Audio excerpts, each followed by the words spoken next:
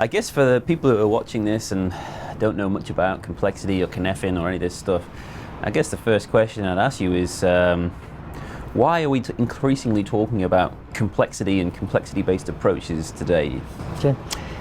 I think what we're discovering that the world is getting more and more complex, and by complexity I mean that relationships are really important, and every day people's relationships are growing. We like to live in an order system, very stable, repeatable, consistent here, and yeah, it's a world we like to live in. But as complexity grows, relationships increase, that's beginning to take over. One of the things that we've discovered is that all organizations are complex systems, but more specifically, they're complex adaptive systems. And the adaptive part is what intrigues us in safety, because that's what people have to do when they're working. One of the things that we've discovered with things like Safety 2, as Eric Hollnagel has said, workers have to adjust to ever-changing conditions. And this is a phenomenon of the complex system here, that things are always constantly changing. That's why they're not repeatable. The future is unpredictable, and people have to be aware of that. So the term you hear being bandied around sometimes is the VUCA world, so volatile, uncertain, complex and ambiguous. Can you pull on that a little bit more?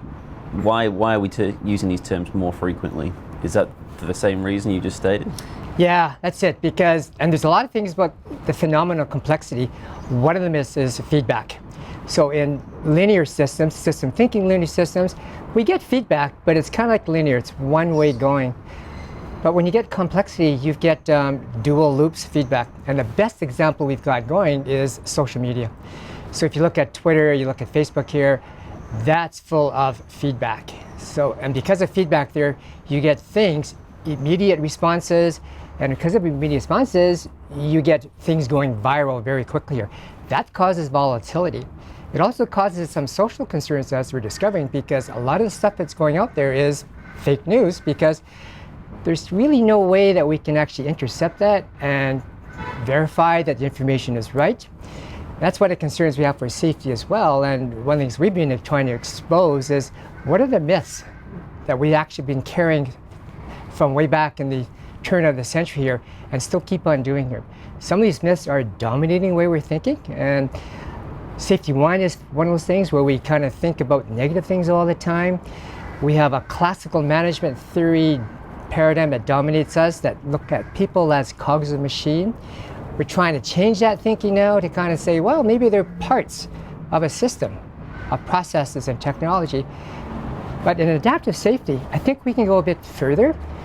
And going further means, why don't we look at people actually as storytellers, and also look at safety not as something we create, but as Todd Conklin says, something that we discover. Or, another way to put it, safety is an emergent property of a complex adaptive system. And so there's a few really interesting points you make there. But with a complex adaptive system, we have hierarchies in organizations. Hierarchies exist in a linear world. Who's really in charge in a complex adaptive system? And the answer to that is really nobody.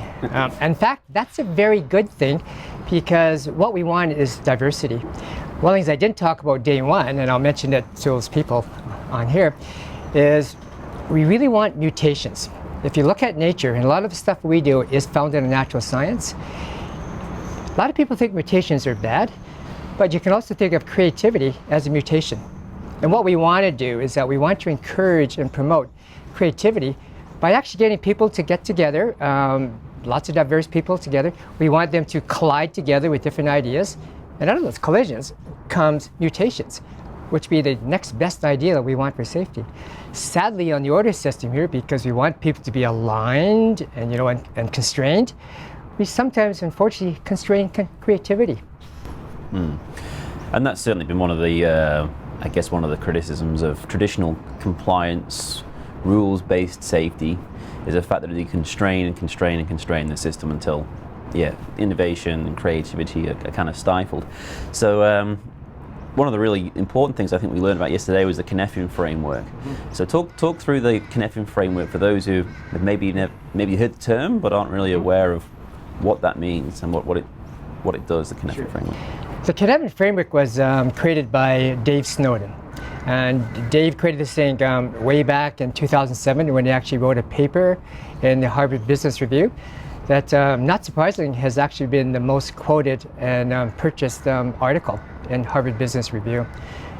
Its popularity has taken off. Why? Because it makes sense. And what it does for us, it gives us a framework to how to think, how to sense. It's a sense-making framework.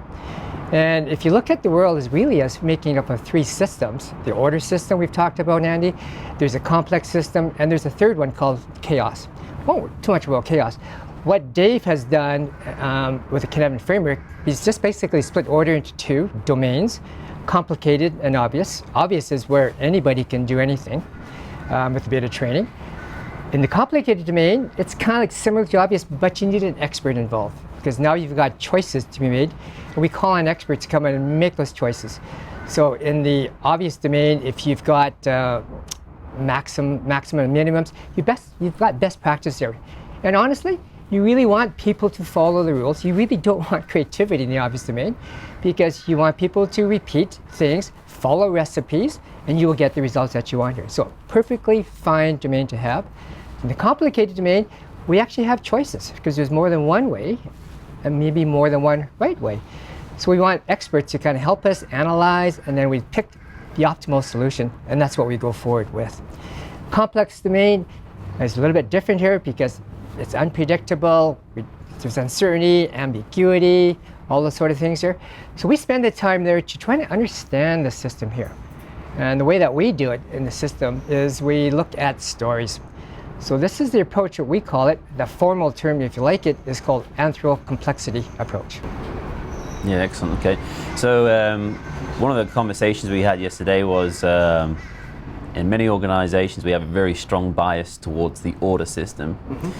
And we're probably not even stopping to sense, is this an ordered system or is it a complex system? Right. We just go straight to our natural bias, which is to treat everything as an ordered system, which can therefore be governed by rules and I guess through clear direction set down from the top.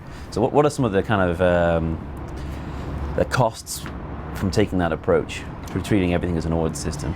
Well, one of the metaphors we like to use is think about what's in your toolkit.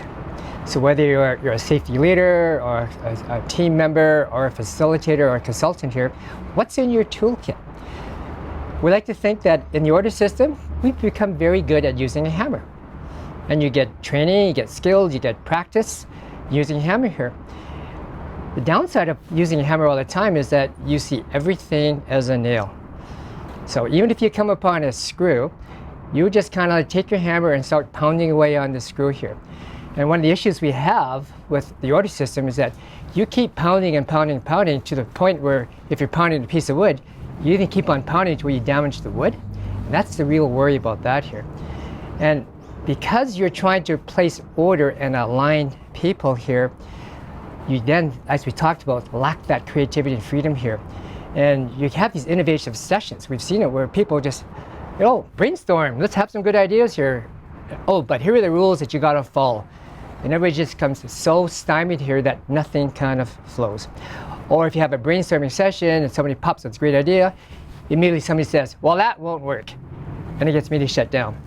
When we're in the complex domain doing complex facilitation, you allow everything to take place because every idea is a good idea. Behind every behavior is a good intention, and we honor that.